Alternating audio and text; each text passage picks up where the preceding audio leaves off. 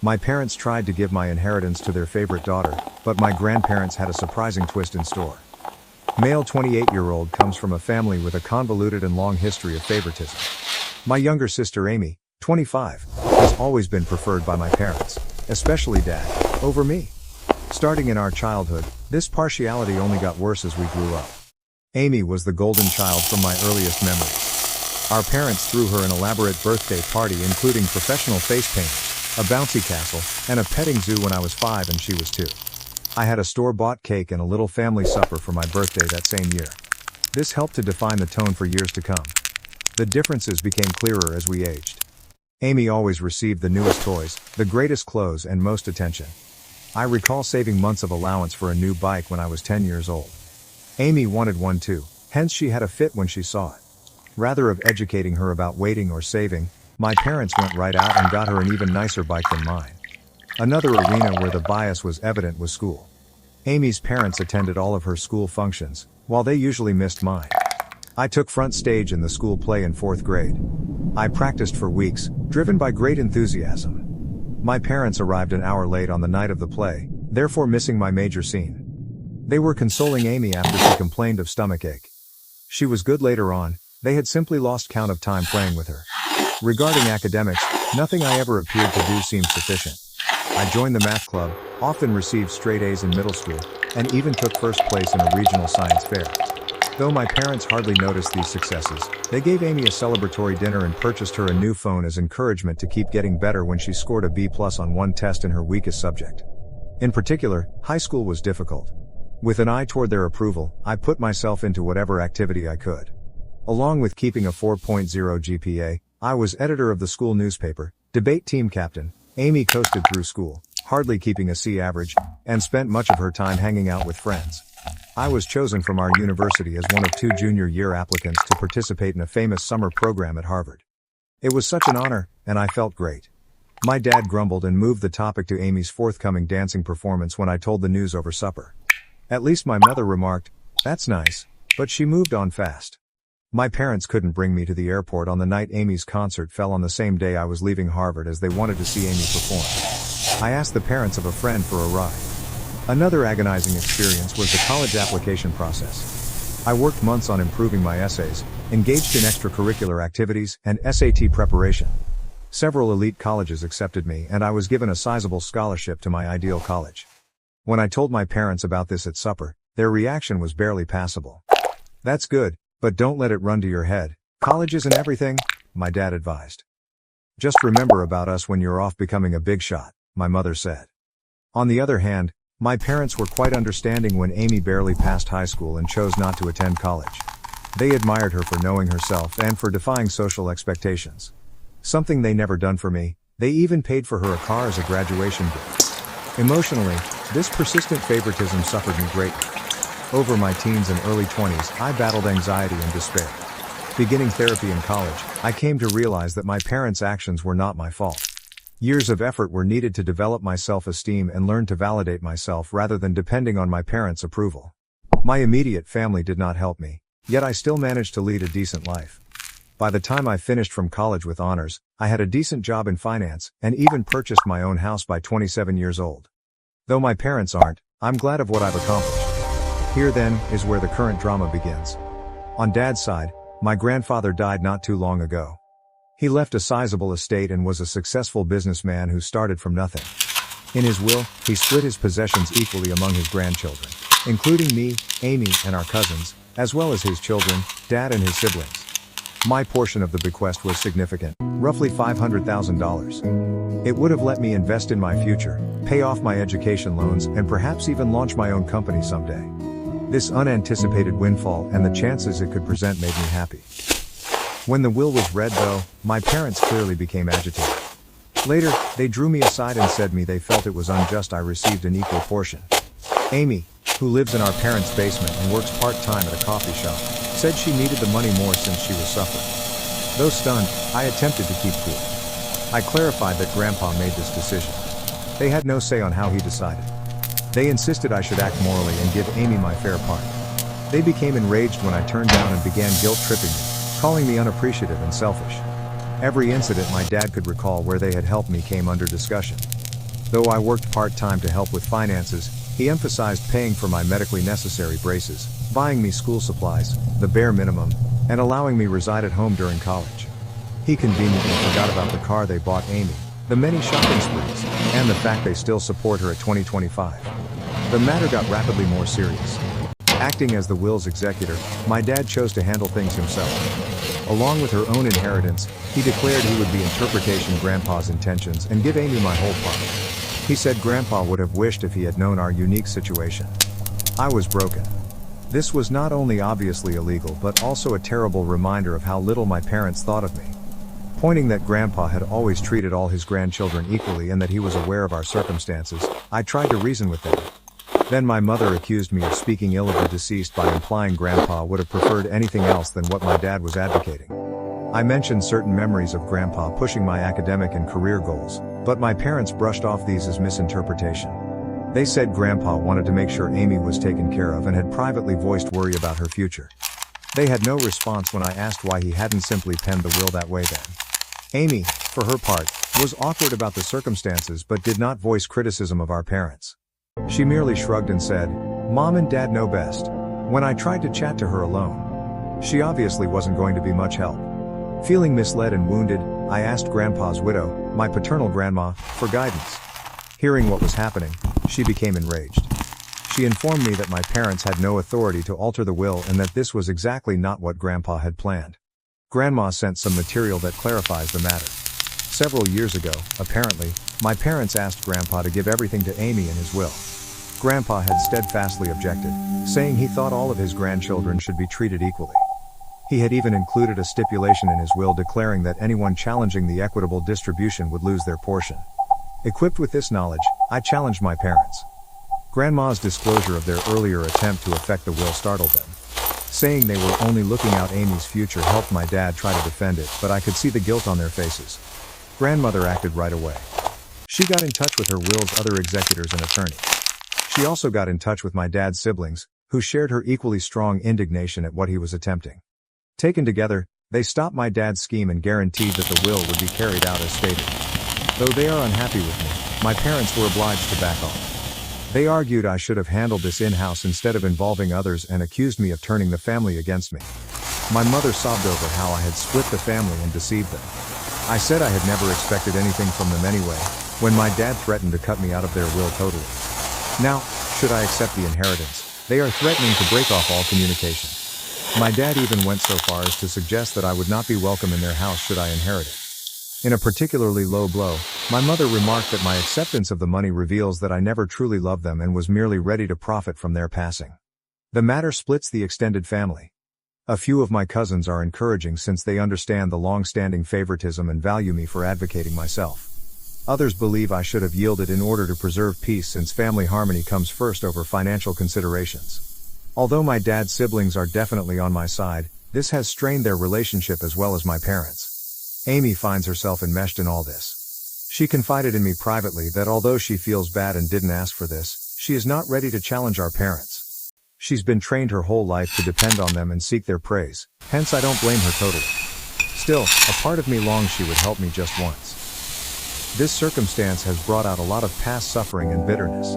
I find myself remembering all the times I was passed over or discounted in favor of Amy, the birthday celebrations I missed, the school functions my parents missed, the successes that went unreported.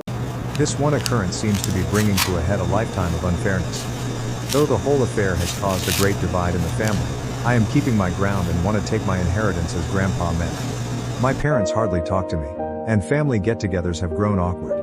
I missed our monthly family meal last week for the first time ever since I could stand the cold shoulders and accusing glares. Though there is turmoil, a tiny bit of me feels empowered. I'm confronting the unfair treatment by my parents for the first time in my life. I'm declaring my value and refuse to be written off. It's both terrible and freeing at once. Though I think I'm in the right here, the family drama is draining me. Something I hadn't experienced since college, I have started having anxiety attacks once more. To assist handle all this stress, I'm thinking about returning to therapy. Am I the one who should have refused to comply with my parents' expectations and accepted my inheritance? Should I have simply handed Amy the money to maintain peace? Although I'm bored of being the family scapegoat, I also fear losing my family totally. Any guidance or viewpoint would be much valued. Update. Since my first post 6 months ago, a lot has happened. I want to thank everyone for their support and guidance. It truly kept me strong during trying circumstances. Let me start with the legal aspect of things. Many of you advised, and I did see my own attorney. He verified that I had every right to inherit and that what my dad attempted was in fact illegal. He helped me record everything and ready to act legally should needed. Fortunately, things did not transpire as such. Along with my dad's siblings, my grandma and her attorney worked out matters without involving court. I got my whole fortune and the will was carried out exactly as intended. Because of his will manipulation attempts, my dad was removed as an executor. This was a somewhat demanding process spanning several weeks. My parents threatened litigation, there were tense meetings and furious phone calls, but ultimately the law was unambiguous and they had to back off. Still ongoing though, the family fallout has been noteworthy. At first, my parents doubled down on their viewpoint. They charged me with being avaricious and neglectful of my sisters. They also sought to mobilize other family members against me, disseminating allegations that I had somehow coerced Grandpa into giving me money. Luckily, most of the family saw through their trickery. About 1 month following the will's acceptance, there was one really unpleasant occurrence at a family gathering. When my parents showed there unannounced, my aunt was hosting and hadn't asked them to come, they started a scene. Starting to shout about how I had taken from Amy and corrupted Grandma against her, my dad became saying I had ruined all these wonderful memories. My mother flung an old photo album squarely at my feet. It was awkward and terrible. It took several relatives to cool things down and persuade my parents to leave. Bless her heart, my grandmother turned out to be my most powerful supporter over all of this. She related tales of how my grandfather had always been pleased of my achievements and how he especially wanted to make sure all his grandchildren had equal chances. She even said Grandpa had maintained a scrapbook of my accomplishments, newspaper clippings of academic honors, copies of my college acceptance letters, and even the program from that university play my parents had been late for. This insight was sad as well as wonderful. Grandma also volunteered to straighten the records with the wider family. She organized a family gathering excluding my parents, laying out the entire history of my parents' partiality including events I had long forgotten or never ever heard about. Having someone at last recognize the unfairness I had gone through for years was vindicating, but it also reopened old scars. About my sister Amy, she at last found her voice in all this. She came to me personally and apologized for not sticking up for me earlier after some soul-searching and several long talks with our grandmother. She said she thought our parents' preference was improper, but she had been too terrified to confront it. We discussed our childhood and how it influenced both of us in great length and emotional intensity. Amy admitted that being the favorite child wasn't as wonderful as it seemed.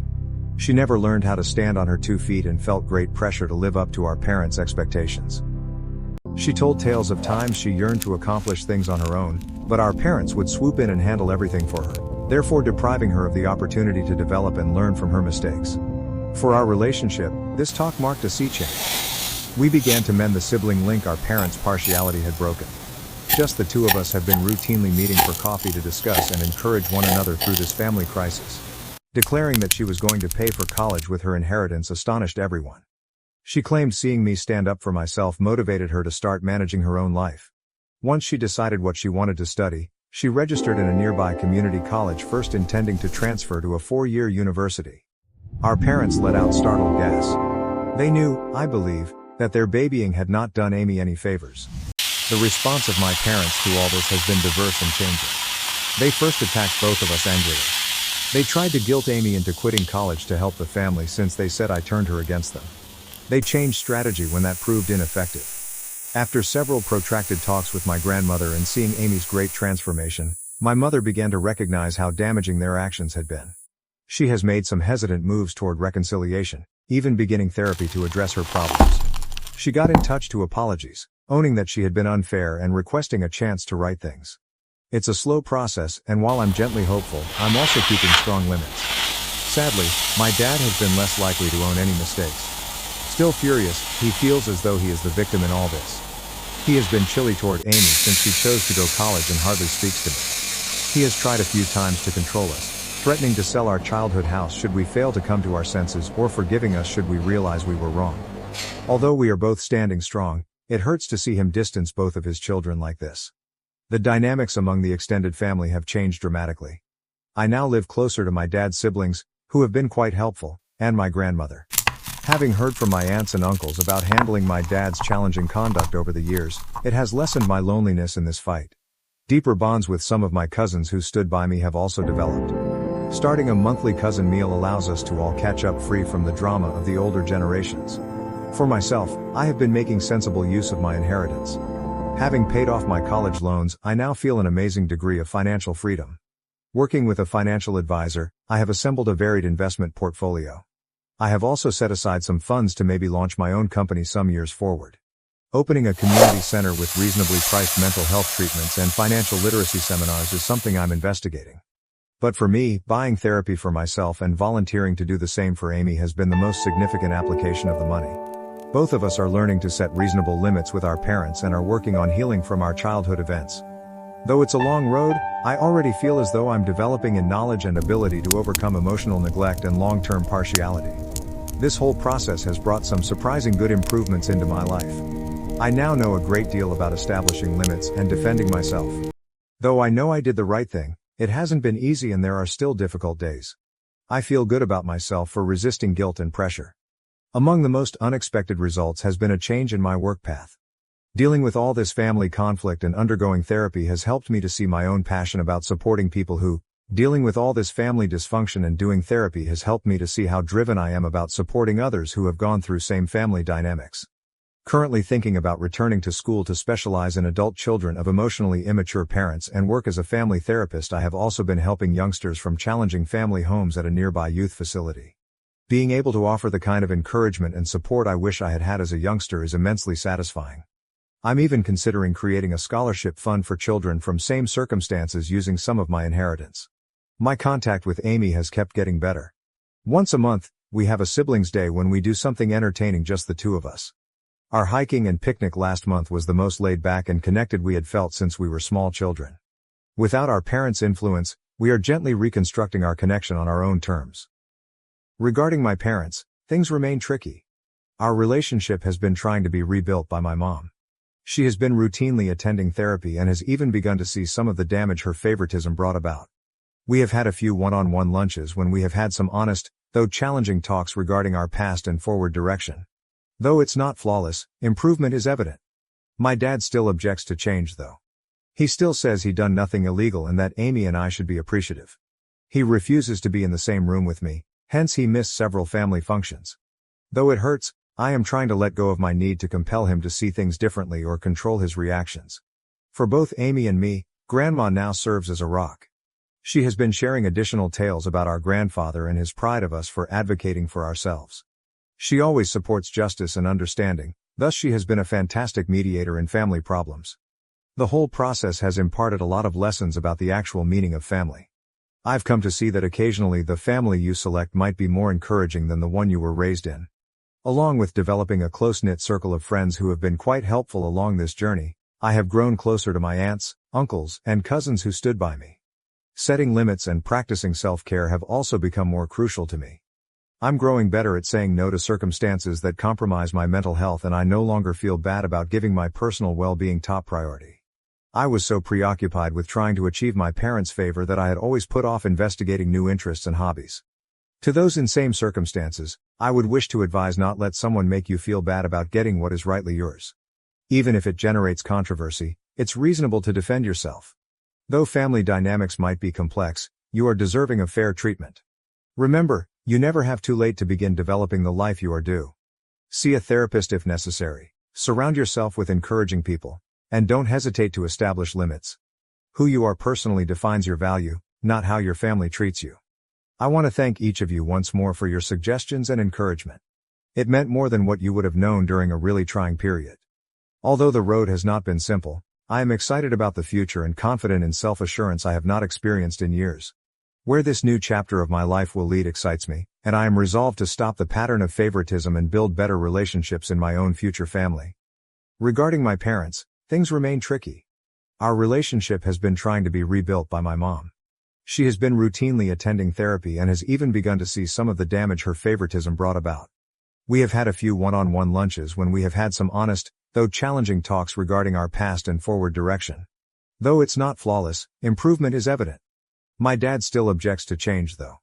He still says he done nothing illegal and that Amy and I should be appreciative. He refuses to be in the same room with me, hence he missed several family functions. Though it hurts, I am trying to let go of my need to compel him to see things differently or control his reactions. For both Amy and me, Grandma now serves as a rock.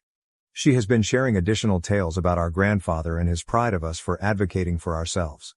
She always supports justice and understanding, thus she has been a fantastic mediator in family problems. The whole process has imparted a lot of lessons about the actual meaning of family. I've come to see that occasionally the family you select might be more encouraging than the one you were raised in. Along with developing a close-knit circle of friends who have been quite helpful along this journey, I have grown closer to my aunts, uncles, and cousins who stood by me. Setting limits and practicing self-care have also become more crucial to me. I'm growing better at saying no to circumstances that compromise my mental health, and I no longer feel bad about giving my personal well-being top priority. I was so preoccupied with trying to achieve my parents' favor that I had always put off investigating new interests and hobbies. To those in same circumstances, I would wish to advise not let someone make you feel bad about getting what is rightly yours. Even if it generates controversy, it's reasonable to defend yourself.